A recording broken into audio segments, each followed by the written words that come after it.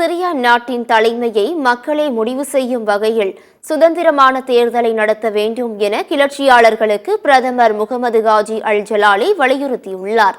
Syria நாட்டின் தலைநகர் Damascus கிளர்ச்சியாளர்கள் வசம் சென்றதை அடுத்து அதிபர் பஷர் அல் அசாத் நாட்டை விட்டு வெளியேறிவிட்டார்.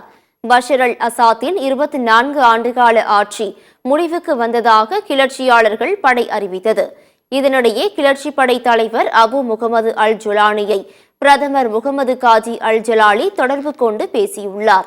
இது தொடர்பாக வீடியோ வெளியிட்டுள்ள அவர், சிரியாவில் ஏற்பட்டுள்ள அதிகார மாற்றத்தை ஆதரிக்கிறேன் என்றும் எதிர்க்கட்சிகளுக்கு ஒத்துழைக்க தயாராக இருப்பதாகவும் தெரிவித்தார்.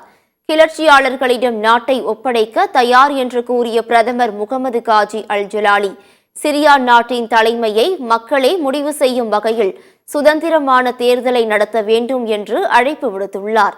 சிரியாவில் புதிய அரசின் தலைவராக கிளர்ச்சி குழுவின் தலைவர் அபு முகமது அல் ஜுலானி பொறுப்பேற்கலாம் என எதிர்பார்க்கப்படுகிறது.